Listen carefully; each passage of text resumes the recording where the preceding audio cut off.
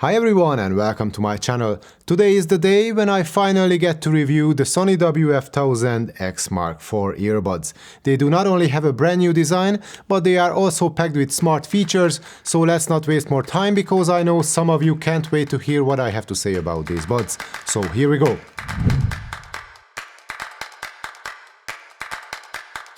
The Sony team has come up with a completely new design and they built the XM4 from scratch instead of tweaking their predecessor, the XM3. I've never really had a problem with what the XM3 looked like, but their size and proportions were an issue for me in everyday use, as I found them too big to be comfortable in the long run. So I'm happy to see the dramatic difference in size with the XM4. While the Mark III stick out of your ears, the Mark IV have a much lower profile, which has a positive effect on the long-term comfort of the buds. The XM4 lost some weight too, and now they weigh 7.1 grams each, which makes them more than a gram lighter than the XM3.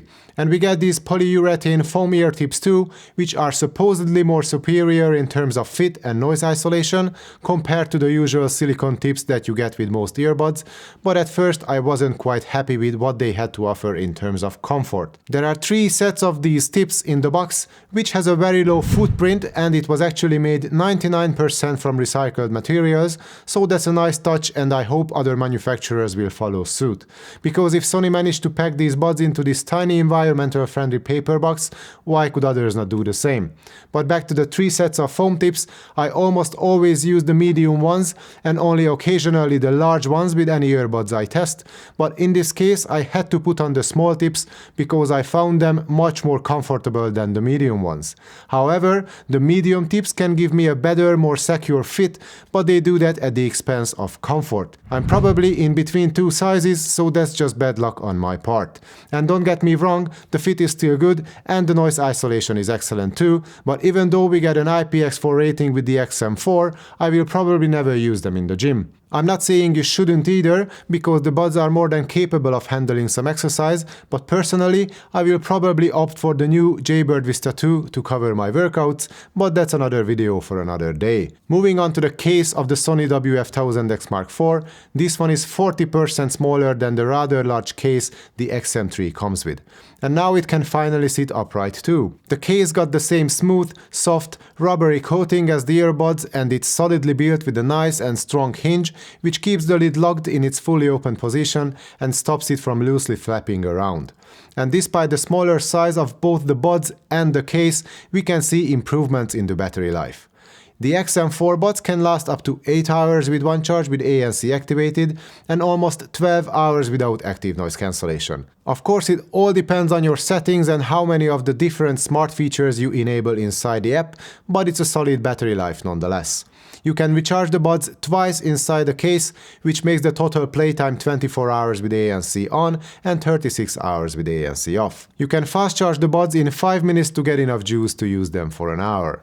And we finally got Qi wireless compatibility too, but of course you can always use the USB-C port on the back. So in short, the XM4 buds are quite a big leap forward compared to the older model as far as their design, comfort and battery life are concerned. And we get a substantial upgrade on the tech inside too. First, there is the new V1 processor, and we also got Bluetooth 5.2 along with SBC and AAC. And Sony have finally found a way to add support for their proprietary LDAC codec to one of their true wireless earbuds. Using LDAC means a theoretically better musical performance due to its higher bitrate, but it does have a negative effect on both signal stability and battery life, and not every source device supports LDAC, so you have to keep that in mind. iOS devices will only support AAC, so iPhone and iPad users are still covered. But regardless of all this, I found pairing the buds with my phone and my tablet quick and pain-free, and I didn't experience any signal dropouts either. Watching movies is free from any visible lag, and gaming is okay too. We get single bud mode, but Sony is still resisting to add multi-point use to their earbuds, so connecting the XM4 to 2 devices simultaneously is not an option. And when you make phone calls, this is what your voice will sound like. Well, actually, this is what my voice sounds like, and yours is probably totally different, but you know what I mean. Each bud has 2 mics plus a bone conduction sensor, which picks up vibrations from your voice to enhance the clarity of your calls. And when it comes to noise filtering, the new hardware does a decent job even if you are in a busy coffee shop with loads of people around you. Traffic noise is reduced exceptionally well, So that's what you can expect from the Sony WF-1000XM4 in terms of voice transmission quality. Next up are the controls. The touchpads work well on both buds, they are responsive and fast to use, and I had barely any mistouches at all. But what really goes over my head is the fact that Sony still couldn't deliver full functionality to their touch controls in their top-of-the-line earbuds in 2021. Sure, you can customize the functions inside the Sony Headphones app, but you get the exact same limitations as before. And what I mean by that is that even though you can assign volume, playback, and ambient sound controls to either the left or the right touchpad, you can only have two of these active at the same time. So let's say you want playback controls and ambient sound controls. In this case, you will lose the volume controls. Or if you choose playback and volume controls, then you cannot switch between ambient modes from the buds, and you will also miss the quick attention feature, which can be quite handy. Or if you want, you can give up playback controls and have both ambient and volume controls instead. Play pause can be automated by using the in-ear sensors, of course, so that's not that big of a deal, but jumping between tracks will still not be possible in this case. And there is no double or triple tap action on the left bud at all, just single tap and hold. $60 earbuds can manage to offer full functionality, so I don't think that it would have been so difficult to do the same here. And I understand that you have a voice assistant and all the smart features with sensors, but still it feels like an unnecessary limitation and an annoying one too, which put me a little off from the get-go. But let's talk about all the other features that work. As I already mentioned, there are in-ear sensors on the buds, so we get autoplay pause and it can be turned on and off in the app. There is also the quick attention feature, which can be activated by the touch and hold action on the selected bud. Quick attention turns on transparency mode and also lowers the volume of your music so you can hear your surroundings quite easily. You can enable the speak to chat option in the app as well, which basically does the same as quick attention does, but it activates itself automatically whenever you start speaking and turns itself off when you stop talking. You can set up the sensitivity and the timing of this feature too. You can check the fit of your ear tips by testing the sound leak using the app. I've got the exact same results with all the tips, so I'm not sure if it really helps or not, but you might find it useful. You get a solid EQ in the app too, with a bunch of presets and some custom options as well. You can choose whether you prefer better sound quality or you want a more stable connection, but you can do that in the Bluetooth settings on any Android phone too. Another sound quality related feature is the on-off switch for the DSEE Extreme Upscaler, which can enhance the quality of highly compressed, low bitrate audio streams. The 360 Reality Audio is still just a gimmick in my opinion, but it looks like it's growing in popularity, and of course you can find it on these buds too. And I don't think I even touched upon every single feature in the app because there is just too many, but I believe we talked about all the main ones. But probably the most important feature you want to hear about is the active noise cancelling. The ANC on the WF-1000XM4 is extremely powerful and one of the most advanced on the market right now. First, there is the adaptive noise cancelling option, which can detect your location or what you are doing and set the ANC accordingly. You can register your favorite locations and tell the buds what mode to turn on at different places and during different activities, and you can even configure different EQ settings for all these locations too. So that can be a very handy feature, but if you like to control your ANC modes yourself, then you can of course do that too. There are three settings: ANC on, ambient sound and ANC off. The ambient mode sounds very natural and nothing is over-amplified or harsh. There is a slider in the app for setting the strength of the transparency mode, along with a focus on voices option, which does exactly what you think it does. It focuses on human voices while trying to suppress all other noises. Turning on ambient mode does not lower the volume of your music. You will have to use the quick attention or the speak to chat feature to do that. And on to the main attraction of the buds, let's see how the active noise cancellation performs. And I have to mention again that even though I found the small ear tips the most comfortable to use, it's the medium tips that gave me the best isolation and therefore the most effective noise cancellation too, so I did all my tests using the medium tips. The ANC shows a definite improvement over what we had on the XM3, so it's good news, but that's somewhat expected after 2 years. But when I compare the ANC of the XM4 to that of the Bose QC Earbuds, which are considered to be the best in terms of ANC technology, I couldn't really find any meaningful difference between the two. The Bose wins my airplane cabin noise test by just a hair, while the Sony wins my traffic noise test by the same margin. Wind noise is slightly better on the Sony buds, but more about it in a second. Ambient chatter is filtered out well on both, with more high-pitched noises getting through on the Bose and more low-frequency noise getting through on the Sony. So it's pretty much a tie, but I found the noise-cancelling performance of the Bose more consistent, because finding the best fit with the Sony buds requires more care, and you have to play around with them if you want the best isolation. The Bose earbuds just work without any hassle, as long as they are in your ears. But there are more flexible settings and smart options in the Sony app, and that can tip the scales in their favor. And there is one more thing that was obvious, and that's the lack of hissing on the Sony with ANC turned on. That contributes to a very low noise floor, which is something the Bose earbuds could not compete with. I also compared the XM4 to other premium noise-cancelling earbuds, such as the Bowers Wilkins PI7, the Master & Dynamic MW08, the Samsung Galaxy Buds Pro, or the Sennheiser Momentum True Wireless 2, and yes, the Sony delivers a better noise-cancelling performance than any of those buds. There is one last thing I have to mention before moving on to sound quality though, and that's the wind noise reduction.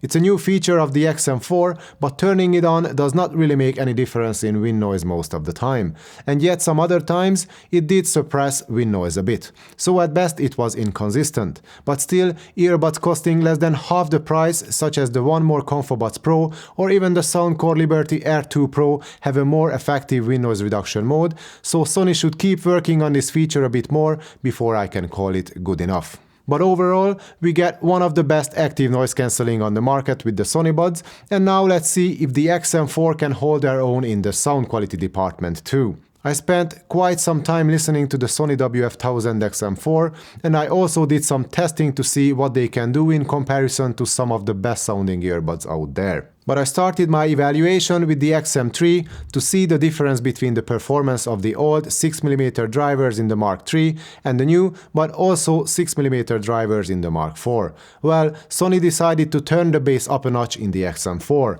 so we get a massive, powerful bass, and not just compared to the XM3, but overall I can say that the sound is bass heavy. The excess amount of bass suits a lot of musical genres such as hip-hop, R&B or EDM, but it is not at all required for instrumental, classical or acoustic music.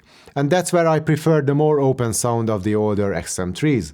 Vocals do not really step into the spotlight because they are a bit recessed on the XM4 compared to the more forward sound of the Mark III. Highlights are similarly detailed on both without hard edges, but there might be a bit more air in the presentation of the XM3, while the Mark IV rolls off the treble a bit sooner. But what I noticed again is the lower noise floor on the XM4 due to the better isolation and better ANC, and that helps with expanding the dynamic range of your music, and along with the stronger bass, it gives you more of an impact, if that makes sense. So again, that comes in handy with modern musical genres, but it might be a bit too much for anything else. But let's not forget the fact that we have a customizable EQ in the app, so that can help with tailoring the sound of the XM4 to your taste or to the kind of music you like. I also did a quick test with the Sony WF-1000N, and not only because some of you had asked me to do so, but also because I knew that these buds had a bass-heavy sound signature too, and I wanted to see how it fares against the XM4. And you still get more bass on the SP800 as far as the sheer amount of low-frequency energy is concerned, but the quality, the speed, the details and the layers in the bass are much better on the XM4, and frankly, all other aspects of their sound is far superior to that of the SP800. And to get out of the Sony bubble, I did some head-to-head comparisons with a few other premium earbuds as well,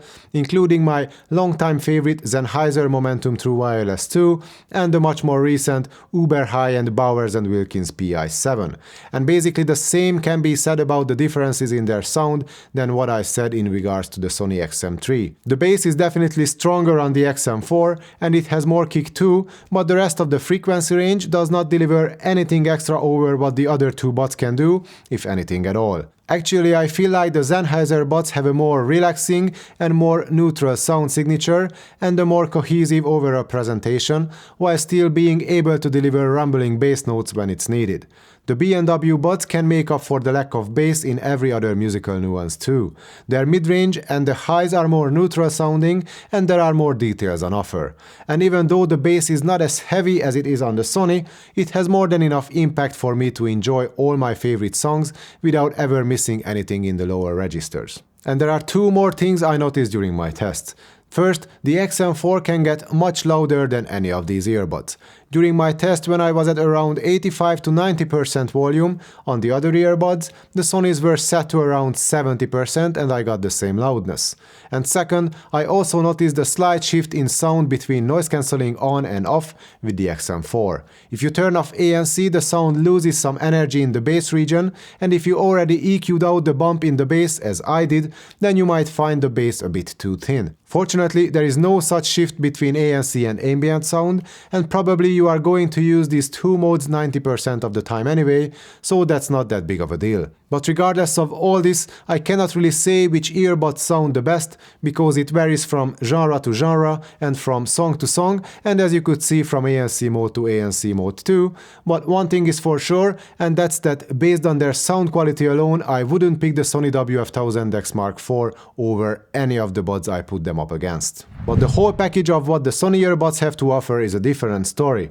The great battery life, the outstanding active noise cancellation, the compact size, the comprehensive set of software features, and the good sound together can be quite compelling to anyone who is on the hunt for a pair of earbuds that does it all. But I wasn't quite that happy with the fit and the annoying limitations of the touch controls, but while the first issue is rather personal and a matter of bad luck in my case, the control issues can easily be bypassed by enabling all the smart features and sensors and options we get in the Sony Headphones app.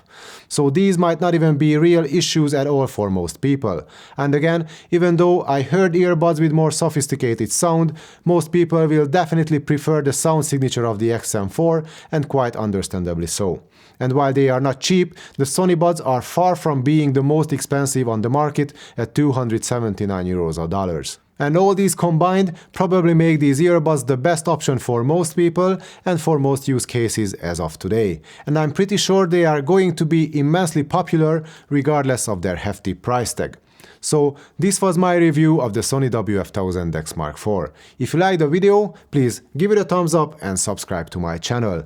I'm pretty sure that everyone has an opinion about these buds already, so share your thoughts in the comments below. But please don't forget, these are just earbuds, no more, no less. Have a great day everyone, and thank you for tuning in again.